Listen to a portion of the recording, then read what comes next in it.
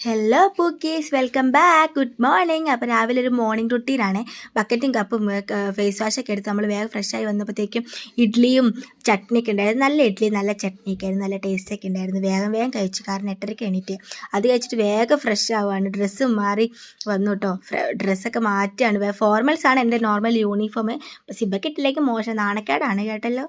പിന്നെ വേഗം ഒരു മുഖം നോക്കി ഒരുങ്ങി വന്നപ്പോഴത്തേക്ക് പിന്നെ ഫ്രണ്ടിൽ മുടി ഇടുന്നതാണല്ലോ. പിന്നെ ആ ബാഗും എടുത്ത് നമ്മൾ പുറത്തിറങ്ങി ചെരുപ്പൊന്നും കാണുന്നില്ല. പിന്നെ ഞാൻ തപ്പിയിട്ട് ഇറങ്ങി നടക്കുക. ഇനി നടക്കാനുണ്ട് ഒരു കുറച്ച് നേരം.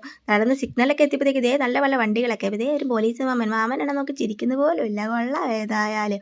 നടന്ന് മടുത്ത്. പിന്നെ ഓഫീസിലെ സ്റ്റെപ്പൊന്നും ആരും നോക്കിയിട്ടൊന്നും വിചാരിക്കരുത്, കാരണം കുറച്ച് വൃത്തികേട് കഴുകാത്തതുകൊണ്ടാണ്. പിന്നെ ഞാൻ ഏത് ഓഫീസിൽ പോയാലും അവിടെ തുറക്കേണ്ട ആൾ ഞാനാണ് ഇവിടുത്തെ കൊണാണ്ടർ.